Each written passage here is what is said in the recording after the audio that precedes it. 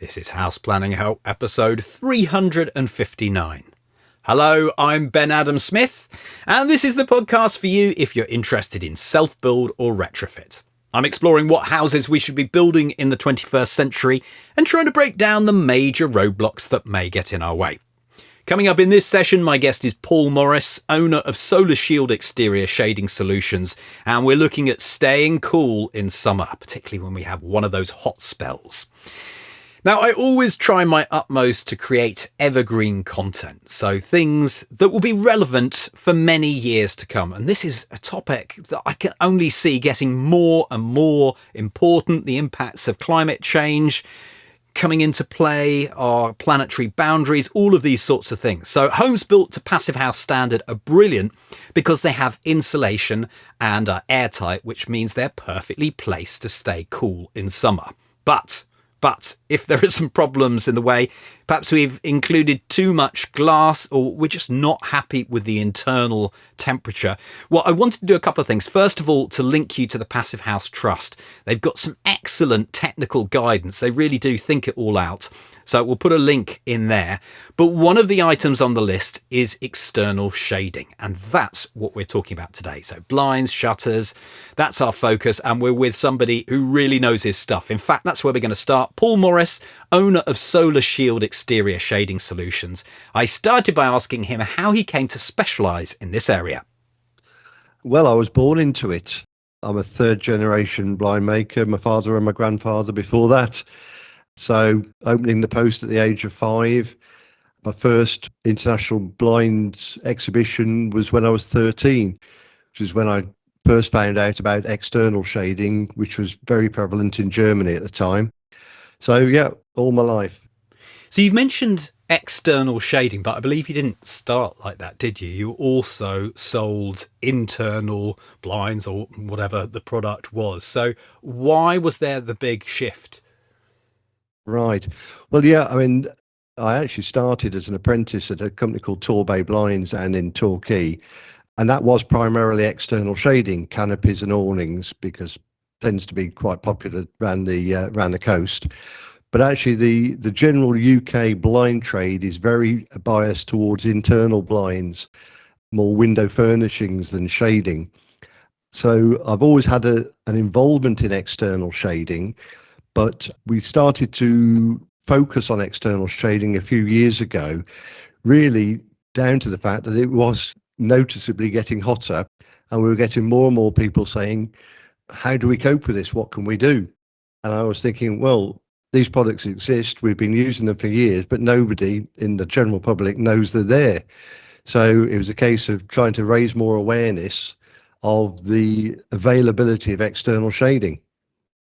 And why does it make such a big difference to be external rather than internal? Well, it's simple physics, really. When the sun shines, you have shortwave energy coming down from the sun. That goes through the glass of your windows. Once it's gone through the glass, it hits solid objects, primarily your floor, but furniture, anything solid. They absorb that energy and then re-radiate it away as long-wave energy. Long-wave energy can't go back through your glass. So once the sun's come in through the glass, that energy is staying in there. So if you deal with external shading, people think it's shade, so they're thinking of reducing the light, but actually what you're doing is asking an external product to absorb the shortwave energy before it goes through the glass, then radiate it away as long-wave energy, which can't go through the glass. So the simple thing is stop the sun before it hits the glass, you solve the problem. So it would seem that we've had this for quite a long time. It may have been used historically too. So how come it's just so absent in our buildings? To be perfectly honest, I've always felt this to be strange. I mean, people use the excuse, oh, well, we don't have the weather. It's a Southern European thing. But the Germans, the Dutch, the Scandinavians have used external shading for many, many years, simply because they just understand the principles of it.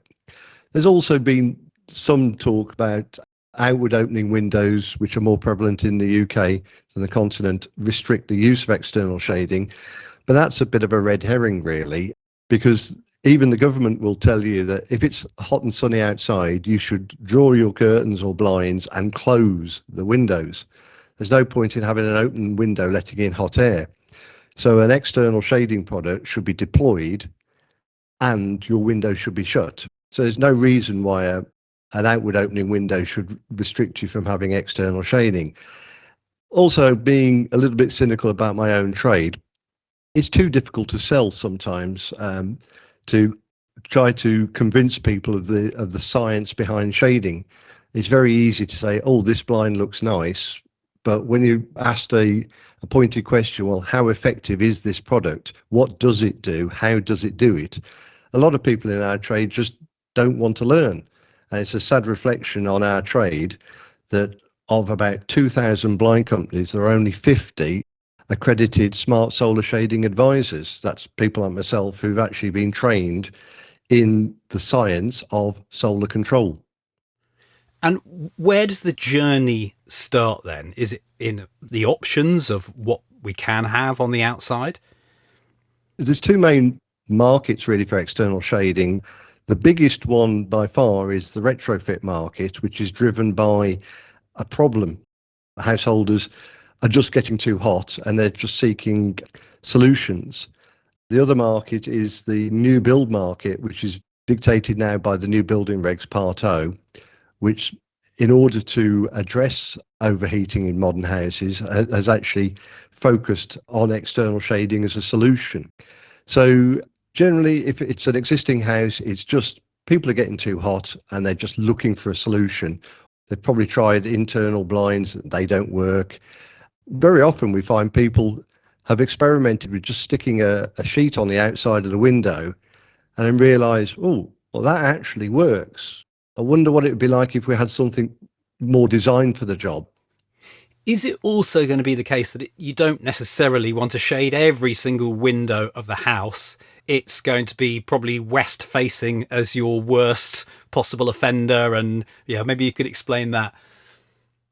Yeah, typically, in most cases, particularly retrofit, we're only really looking at problem windows, the ones that cause the main issue. So as you say, west, southwest, south facing, and everyone's got that one window that they go, oh, I can barely sit by that window.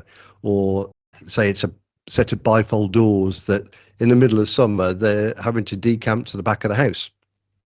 So most retrofit jobs we do are only one or two windows in a whole house. With new build, it can be a little bit more spread around the house. But again, if you're only talking about heat gain mitigation, there's no point in putting external blinds on the north-facing windows. That said, external blinds don't just act as heat gain reducers.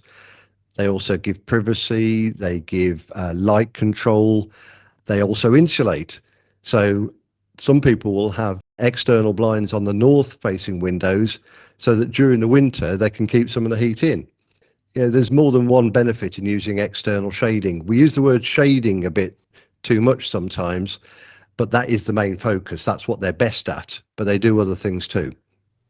Can we just talk about new build for a moment? Because I'm quite a big fan of getting the design right first, because you have that opportunity. You've mentioned in retrofit that it's not such an easy sell necessarily, but are you genuinely of the mind that good design, sensible glazing ratios will then limit the amount of blinds that you will then need afterwards? Or are you perhaps different, thinking for all those reasons that you've just mentioned, you can have a home that's got blinds everywhere? To be perfectly honest, I'd say a bit of both. I would always argue that a sensible design with small windows, say in some areas, is the right way to go. But a lot of people don't want to just enclose themselves in a little prison with small slit windows. A lot of self builds have got nice views. They want to maximize those. I certainly wouldn't advocate, as coming back to the earlier point of, do we put a blind on every window? There's no need to do that. Just design the property correctly. Maybe use an overhang in certain instances.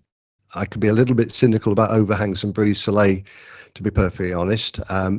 But at the same time, in the right situation, one form of shading is better than another. So by all means have small windows in some cases, have an overhang in another. Even orientate your house so you may have a tall tree or tall trees that might provide shade. Shade can be provided in a number of different ways, and sometimes thinking about the whole thing as in a holistic manner, and more importantly, early. I think the problem we have with building design is that it tends to be left until after the planning permission's been granted. Then they start thinking, well, how are we going to deal with the overheating? And this can make a big difference to the design, the size of the windows, the orientation of the windows. By starting the thought process early and thinking, well, can I maximize my light, my views, and minimize my overheating at the same time? If you deal with that at the planning stage, or the very early stage, it's much easier to incorporate different ideas into the design. Can we talk about the actual products that are going to be doing this? What options do we have, and how do the costs vary on them? I'll make no bones about it. My favourite external shading product is an external Venetian blind, which I'll come back to my reasons why in a minute. But there are external roller blinds, normally used with a screen fabric. And by that we mean an open weave material, which will allow a view through. One of my great objectives with any external shading is to still provide a view through. The last thing you really want to do is put shutters up and then just close everything off just because you're overheating. That said, shutters are an option. They do work. So you've got external Venetian blinds, you've got external what we call zip screen roller blinds, awnings. Typically people think of an awning as being something to sit under, but actually its first and foremost job is to shade the house. Sitting under an awning is a bonus, not its primary purpose. You've also got passive solar control. That could be things like overhangs, brise soleil, pergolas would even work also. And there's a particular product we do a lot of for passive houses called microlouver, which is literally a tiny little Venetian blind that just sits on the outside of the glazing, absorbing that energy and radiating it away, but it still allows you a perfect view through. So there's dynamic and passive shading options that are available to people. Is there a mixture as well of manual versus controlled on the inside? There are, but I'd always argue, unless you're going down the passive solar control route, which is has no control whatsoever, you don't open it, close it, it just sits there all the time. If you're using dynamic shading, ideally you want to be able to automate it so that A, you don't have to go outside to operate it, and B, most people are out of the house during the day and you want your shading products to be working while you're not there. You don't want to come home to a hot house and then deal with the problem. So by automating your shading, you can use sun sensors, temperature sensors, or just simply a timer that says this blind is going to be closed while I'm out at work. Keep the house cool. When I come home, I can then override it, because by that time, if it's 5 o'clock, the heat gain issue isn't going to be so great. It's coming home to a hot house that's the problem. And automation allows you to have your shading products working all the time, whether you're there or not. But there's no reason why you can't have manual. That said, also, people think of the potential issues of wiring for external blinds, but there are solar powered options. So you don't have to go down the fully hardwired route, but I'd always recommend you go automated. Oh, that is interesting, because I was going to come on to that for retrofit, and that was already in my mind about the wiring and going through insulation. So why would you make that decision, or how would you make that decision one over the other? Well, the first one is probably more relevant to retrofit, or in a lot of cases where the house design, the new build design, they haven't considered it early enough. And what I mean by that is, ideally, your external shading product, if it's a dynamic shading like a Venetian blind or a roller blind, you want it to disappear when it's not in use. Well, if you have a pocket for the blind to disappear into, you then can't solar power that, because the front of the blind has to be facing the sun. So On a retrofit, it's far easier to use solar powered blinds. The other area we use solar power quite often would be on passive house builds, where the fear of creating another hole in the wall by feeding cables out, passive house builders are very, very mindful of knocking holes in the wall just to get cables through. So solar power blinds can be retrofitted easily without the need for bringing cabling through. What about the reliability then? It's very reliable now. They use internal Li-ion batteries, which constantly trickle charge. They don't need brilliant sunshine to do so. If we were living in northern Norway and it was dark for months of the year, you'd get about 60 operations before your battery started to run out. So in this country, realistically, with having sunshine most of the time, or daylight most of the time, rather, the battery isn't going to lose its charge. One thing though, all Li-ion batteries will eventually, their ability to retain a charge will reduce, but we're looking sort of 10 years time realistically. So it's not too great a problem. And I think we'll try to put some images in the show notes so people can see what you're talking about here. In terms of electricity use, let's say this was a hardwired system. What are we talking about here? How much is it going to affect our energy bills? Very little, because what you've got to remember is that an external or dynamic external shading product, a Venetian blind or an external roll blind or an awning, only uses power when it's being deployed or retracted. So you're looking at typically 30 seconds worth of power to open the blind, 30 seconds worth of power to close the blind. 230 volt, 240 volt power, they only draw about 0.7 of an amp, and that's on startup. So it's an absolute minimal amount of power used, not one that you'd actually register on any smart meter at home. And are they okay in extreme weather? Because where I live, for example, it's just the wind gets so strong. To be fair, this is probably the most often asked question is, and everyone says exactly the same as you. We live in a really windy area. And the fact is, external blinds all have a varying wind rating. An awning, if you think of it, is very much like a ship's sail. In fact, it's made pretty much of sail material. That would have to have a wind sensor on it or a motion sensor to detect excessive movement so that it retracted itself in high winds. External Venetian blinds are more stable. They will go up to 17 to 22 meters per second of wind before they have to automatically retract. And external roller blinds have got a greater resilience to wind. Ultimately, we would always recommend having a wind sensor on any external product, just as a fail-safe, because those sort of gusts can cause problems, but correctly installed and with a wind sensor, I'd have no worries no matter where you live, whether you're on the Western Isles of Scotland, down a valley with the wind whistling up it at the top of a hill. They're a lot more resilient to wind than people realise.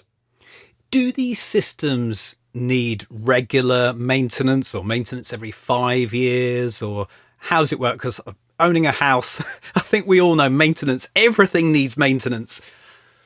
Very little. In the case of awnings, say, other than the occasional sort of lubrication of the arms, you pretty much aren't going to maintain it at all.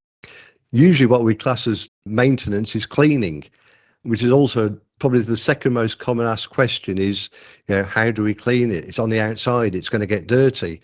To which I always say, well, on the continent, they tend not to clean their blinds because they see them as a practical product.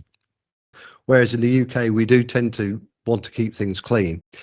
If you were to take an external Venetian blind, say, and once every 3 or 4 window cleans, just go over it with the deionized water that window cleaners use, that would be sufficient. In terms of actual ongoing maintenance, sort of lubrication or whatever, there is none. The main problem we'd say would be misuse rather than overuse. Children. And children, well, to be fair, yes, children's toys left under an external blind, yeah. But more often than not, it's somebody leaving garden chair underneath an external blind and the blind crashing into it. That's the most common cause of damage to any external blind, misuse rather than overuse.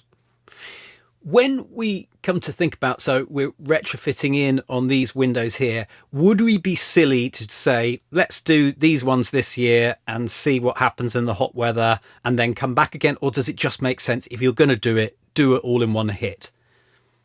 Well, I think it'd be easy for me to say do it all in one hit, but the reality is that most people are a little bit cynical about external shading. Does it actually work? And I'd always say pick the problem windows first, deal with that. And in a good number of cases, just dealing with the real problem windows is sufficient. But I will say, though, that heat gain reduction is a cumulative thing. The more windows you cover, the better. But there's a sort of law of decreasing returns here. Much as I'd love everyone to have a house full of blinds, being realistic, just stick to the ones that are a problem. And are they all hidden away, or a lot of them, when they retract, they're in a housing that's really going to look after them? Yes, pretty much all external blinds have some sort of housing. In the case of a Venetian blind, it could be a full box, it could be just a pelmet. External roller blinds disappear up into their own box and the fabric's protected when not in use. The same with awnings. And this really prolongs the life of the blind because, I say, with dynamic shading, it doesn't have to be there all the time. If you use automated sensors or whatever, it's only going to be deployed when it's needed. And that again extends the life of the blinds. So where do these sensors go? And are we talking about we need some smart technology? Do all the regular ones, can it just plug into those? I tend personally to use timers rather than sensors. In my case at home, I know that the sun is going to be on the front of the house in the morning and then move to the back of the house in the afternoon. So I just have my blinds at the front of the house always deployed in the morning. They open at 2 o'clock and the blinds on the back of the house close. And then at 5 o'clock when I get home, I can override any one I want. And then at the end of the day, they either all close or all open. So I pretty much sussed it with my timings. Sun sensors, I don't tend to use them very often, to be perfectly honest. I wouldn't say your blind will be going in and out a lot. I'm more prone to using wind sensors for safety than sun sensors for actuating the blind. Now, let's take it back to new build again. And we're at the beginning of the design process. We want full on summer comfort. So if we want to cable things and, what do we need to be thinking about when we're planning this? Yeah, very simply, in most cases, it's just first fix power. Most external blind systems are available with radio remote control. So therefore, they only need power, which is 230 volt switched fuse spur. One important point to note, electricians, if they get told, oh, just that's all we need, they tend to daisy chain or wire in series. All external blinds, or all motorized blinds for that matter, whether internal or external, should always have an individual switched fuse spur so they can be isolated individually. Never wire in series or daisy chain. But it is quite straightforward. Just get power to each window. It could be on the left-hand side or the right-hand side or the centre. Doesn't really matter at this stage, as long as in the first fix they allow for power. The switch fuse spur, that switch doesn't have to be adjacent to the blind. We're doing a project at the moment where all 18 blinds will have their isolating switches in one control cupboard. So as long as they're capable of being switched individually, locating that switch is not an issue. And when we come to physically put it onto the building, are there any considerations in our design then? What is going to happen on the external face? Depending on the product, I mean, probably the most difficult one to plan for in a new build would be an awning, because of the cantilever load an awning exerts when it's extended. So here, particularly if you're doing a new build and you're doing let's say a timber frame construction, you do definitely need to speak to your timber frame supplier and inform them you're planning to have an awning so that they can make provision for suitable size timbers at the points where the brackets will be. Generally, the weight of an external roller blind or an external Venetian blind isn't too great. We're probably only talking 25, 30 kilos, so the dead weight isn't too great. But where we do need to take into account the building structure is where you're using external insulation, particularly, again, passive house builds. We very often have to get a fixing into the building structure through up to 200, 300 millimeters of insulation. So there are specific fixings available. We use Fisher Thermax, which both spread the load through the insulation and provide insulation against the thermal bridge that that fixing could create. I'm pleased to hear you saying all of these things, particularly for those doing retrofit who will be concerned about their building. So that's great. That I guess that comes with all the physics of knowing how these blinds work too. Are there any questions that we're perhaps not asking that we should be asking? Yeah, I think the one, not so much question, but the one thing that should be considered specifically with new build in mind is how to conceal the blind when not in use. Designing in pockets for the blind to retract into, or allowing for your cladding to go over the blind after its installation is important. I say many people think of external blinds at the planning stage, but then don't actually plan how they're going to be installed and how they're going to retract into some sort of housing. So they're then back to this, well, actually, although it's a new build, it's a retrofit. So the most important thing I would say to anybody is think about blind concealment as early as possible. Ask your architect to speak to us. Many people we speak to have already selected their timber frame supplier even before they've designed the house. Yeah, that they know who they want to use, or they're using a SIPS supplier or whatever. Those people have designers in-house. Get them to talk to people like ourselves as early as possible, because altering a design to accommodate blind concealment further down the line, as you know, with any alterations to a design, is expensive. Design it in as early as possible and you make it simple. And how are we working with you? Or is it just a case of you're going to give us the bits and pieces we need and then our contractor will do it? Or does it depend? Well, the majority of projects we undertake in the new build market, we do a full service survey and installation. That said, as you know, a lot of self builders want to get hands on. Yeah, it's all part of the experience. And external blinds aren't that difficult to install. I would say any competent self builder would be able to self install an external Venetian blind, an external roller blind, or an awning. The main thing is to know what sort of fixings you're using.